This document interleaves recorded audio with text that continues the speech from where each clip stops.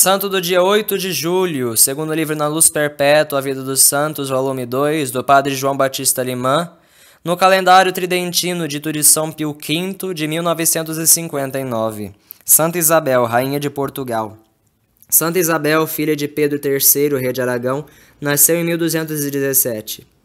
Menina de tenra idade, fornecia indícios indubitáveis de futura santidade, tanto pela grande caridade e compaixão que tinha aos pobres, como pelo amor com que se dedicava à oração e às práticas de piedade. A igreja era seu lugar predileto, onde passava horas rezando. Com 8 anos, recitava o divino ofício diariamente, costume que conservou durante toda a vida. Menina ainda, jejuava todos os sábados e nas vigílias das festas marianas. Todo o exterior, o modo de falar e agir, interpretava-lhe nitidamente o grande amor à pureza de coração.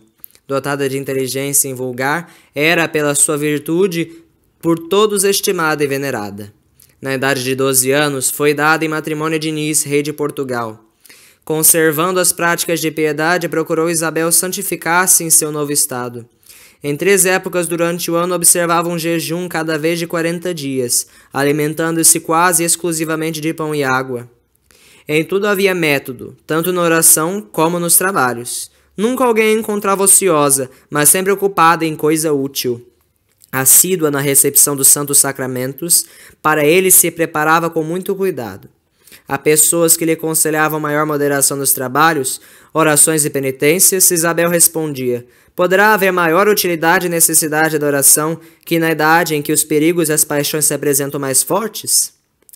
Especial atenção dedicava aos pobres e aos doentes. Isabel costumava dizer: outro motivo Deus não teve de colocar-me sobre o trono, senão de proporcionar-me os meios de socorrer os necessitados. Dia não passava sem que a Santa Rainha fizesse obras de caridade, ora em socorrer os pobres, ora em visitar os doentes. Deus recompensou essa dedicação com o dom de milagres.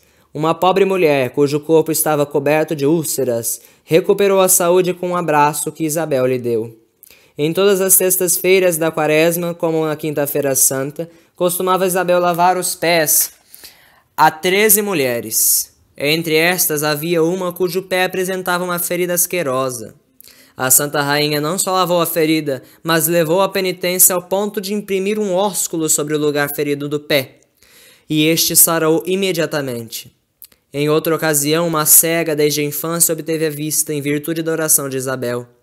Muitos doentes foram curados com o sinal da cruz que a santa fazia sobre eles. O rei, seu esposo, era o contrário quanto à virtude. Embora Isabel lhe soubesse os desregramentos e muito se entristecia ao ver os crimes que Diniz cometia contra Deus, nunca proferiu uma palavra sequer de queixa, mas com uma paciência invencível suportava o marido, pedindo a Deus sua salvação. Teve a satisfação de obter esta graça. Um pajem teve a ousadia de levantar uma grande calúnia à rainha, acusando-a de relações ilícitas com um jovem fidalgo que a auxiliava nas distribuições de esmolas. O rei Dom Diniz, solerte em acreditar na infâmia, deu ordem ao caieiro da corte para atirar no forno o jovem que se apresentaria no dia seguinte, com a pergunta se já havia executado a ordem real. Ora, o encarregado desta missão assassina foi justamente o jovem escudeiro da rainha, que, cônscio de sua inocência, sem preocupações se dirigiu à caieira. No trajeto, ouviu, porém, o toque da missa e, como sendo bom cristão, não deixasse passar o dia sem assistir o santo sacrifício, se dirigiu à igreja, não achando inconveniente em antecipar a assistência da missa ao cumprimento da ordem real. Assim fez, mas em lugar de uma, assistiu a 2 missas.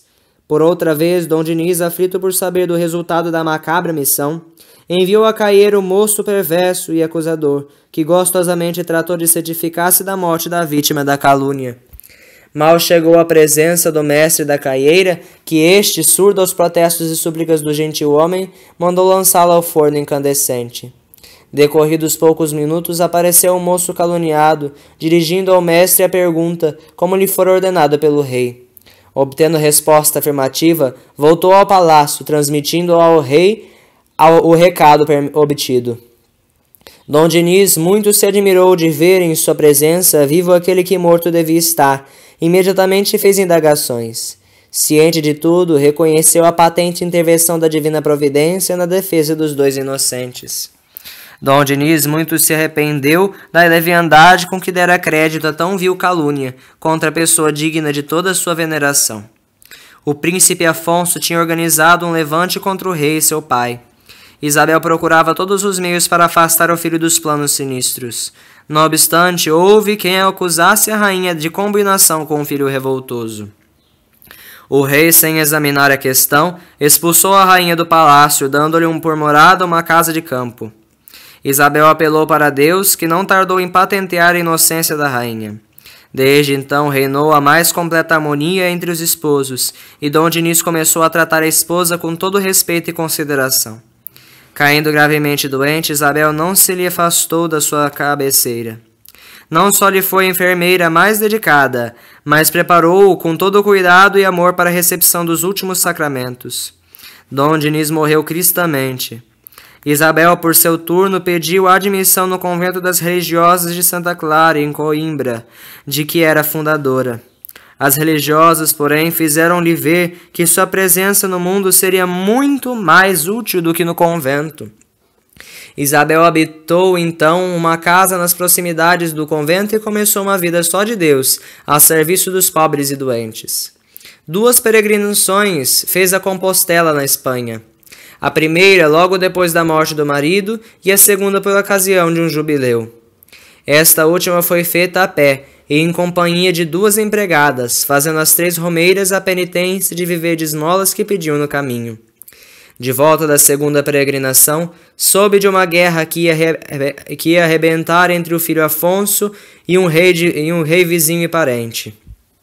Isabel, que de Deus tinha recebido o dom de reconciliar ânimos exaltados e desfazer inimizades, pôs-se entre os 2 litigantes e levou-os a fazerem as pazes.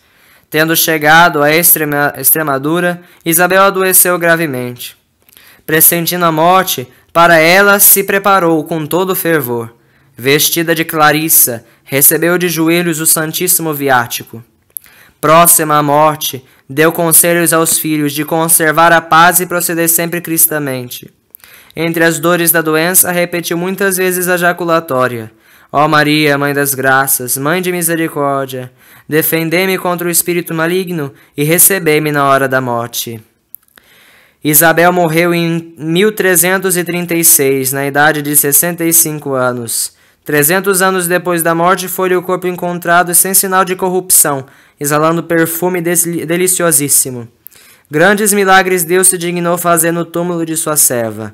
Isabel foi canonizada pelo Papa Urbano VIII no ano de 1625. Reflexões.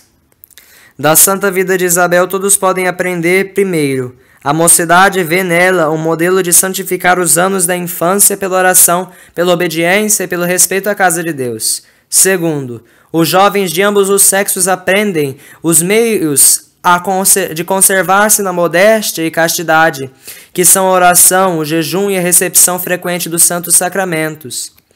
Terceiro, os casados devem imitar-lhe o exemplo e suportar com paciência os defeitos da outra parte, tratar-se com caridade, preservar-se o mútuo socorro e interessar-se vivamente pela sua alma. Quarto, pessoas viúvas têm em Isabel o modelo da modéstia cristã, que evita os prazeres, os divertimentos e as vaidades do mundo, para com tanto mais facilidade se poder dedicar às obras de caridade e piedade.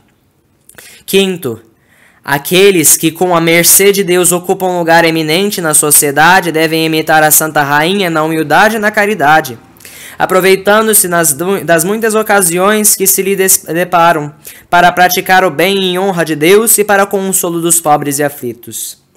A vida do cristão deve ser uma vida de sacrifício, de abnegação, de penitência e de caridade, como foi a vida de Santa Isabel.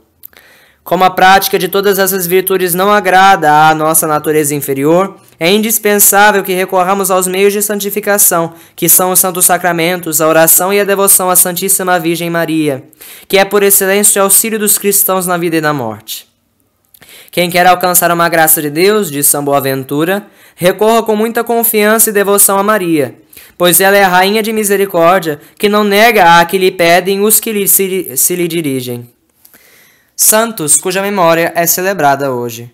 Na Ásia Menor, Santo Aquila e sua esposa Santa Priscila. São Paulo, na sua epístola aos Romanos, chama os seus cooperadores em Cristo. Segundo a tradição, sofreram martírio em Roma. Em Würzburgo, na Alemanha, o bispo São Kilian, mandado pelo Papa pregar o Evangelho na Baviera, foi morto com seus companheiros, o sacerdote Koloman e o diácono Totan, 689. Salve Maria!